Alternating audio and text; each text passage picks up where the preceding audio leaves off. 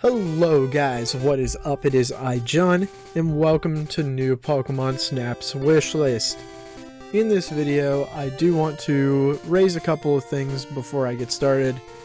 First of all, I do want to point out that I have only seen the reveal trailer and I've been avoiding all other trailers and other spoiler type content ever since the reveal.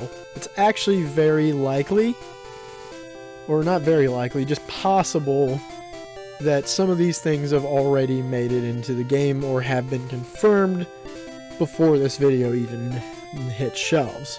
But, that being said, this is not meant to be some kind of realistic list, but rather just my personal wishes or cool concepts that could be attached to new Pokemon Snap. That all being said, please enjoy.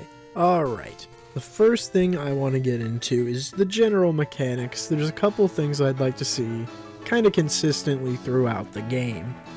The first one is kind of a system for Pokemon family and group interaction. The simple concept is that things like the surfing Pikachu in the original Pokemon Snap would happen, but with a set of Pokemon.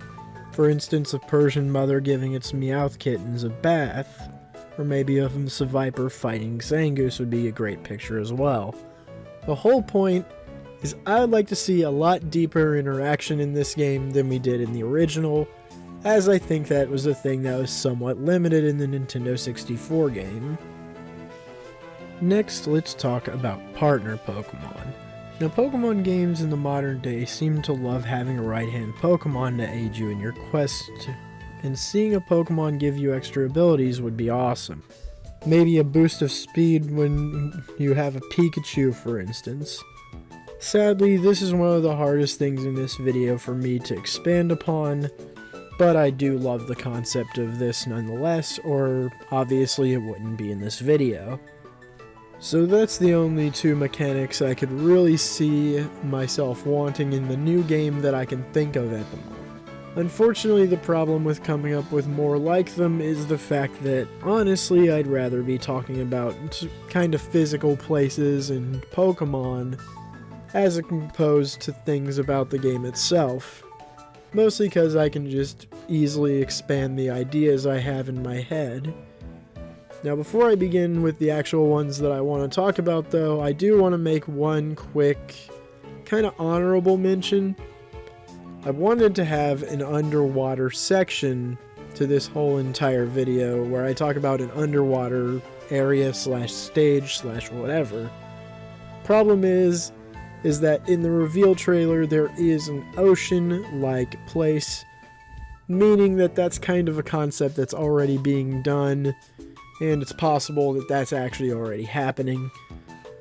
But without really going into too much detail, I could imagine a coral reef with like a Corsola or something, but honestly, again, not really going to talk about that one unless I might do a DLC video wishlist thing later on. That might be expanded upon later in a different video. But let's talk about the Savannah. I could imagine a sprawling plains in a savanna where the Litleo line could run free along the baobab and acacia trees hunting down prey. Pokemon like Durant and Heatmore could be seen interacting in combat. And who knows, maybe even a Girafrig could be seen grazing with both heads, even though that shit creeps me out really bad. The next idea I have is a wild Pokemon park. Now, I think it would actually be a pretty cool idea to have an area where Pokemon could appear more like the wild area in Sword and Shield. The whole entire mechanics could actually be based more on stuff like, you know, weather and time of day and just random events in general. Unfortunately, unlike a bunch of the areas that I'm talking about right now, I don't have any physical ideas of what type of Pokemon could be there, because it's just such a broad concept that it kind of does deserve a bigger video if I'd ever talk about it more. So, just imagine in your head pretty much whatever you want here. But I imagine something a lot like the wild area, like I said before. Now we get to things that will sadly never happen. Now, these concepts are what I call the fantasy and doubtful section of this video, and the last couple concepts for the video in general. Unfortunately, I don't think these are going to happen, specifically because they're just so far-fetched, but they're so fun in concept that I just had to add them. And honestly, that's what a freaking video like this is about, is just what ifs, you know, the fun of it. So, that all being said, let's talk about the Paleo River concept I've come up with. This level would be similar in concept to the river from Pokemon Snap on Nintendo 64, with Lilip and Cradily in and around the water, bunch of other fossil Pokemon interacting and battling one another. I could see a Kabuto swimming in the water, and don't you dare forget Lord Helix. He is our man, and he deserves all of the attention. The whole area would look more swamp-like with ancient-looking plant life in the background. Now, the obvious reason as to why I don't think this would work out is because you'd have to kind of introduce either a time machine or give a logical reason as to why there are fossil Pokemon just running around in the environment. And even though that's done in the Sword and Shield DLC, I don't really think it would fly in a game like Pokemon Snap.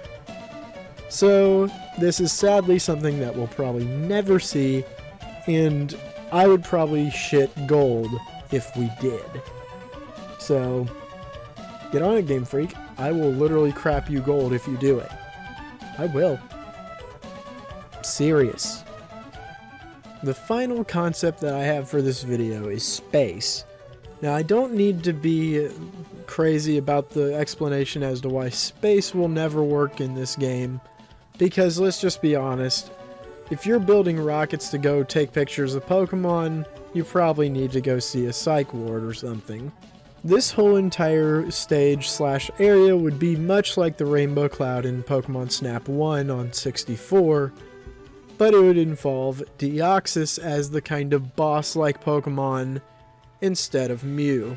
Luckily, unlike the Mew stage in the original, I think we could actually work some different Pokemon in.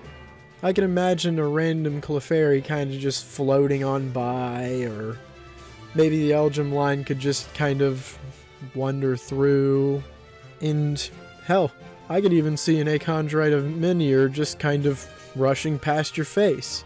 By the way, an Achondrite is a group of meteors. Thank you, Google.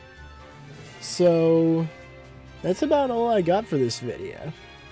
Sadly, this video is going to be very dated almost when it comes out, because obviously it's days away from like the actual drop of new Pokemon Snap as I'm recording and editing this video, but I've been working on this for about a month now. Just redoing ideas, coming up with new ones, removing them. So I might do a kind of part 2 where I talk about what I'd like to see in a DLC if it ever happens. But either way, I hope you guys have enjoyed this concept for a video. Tell me what you would like to see in new Pokemon Snap, or what you'd like to see in the DLC if it ever happens. I just hope you guys got something out of this video, and if not, just a nice little what-if type deal. Either way, thanks for coming to Dungeon Crack, and I'll see you in the next video. Hey guys, John finishing up the edit here, and I just want to say thank you so much to Shiny Mimikyu 218 for just being so awesome.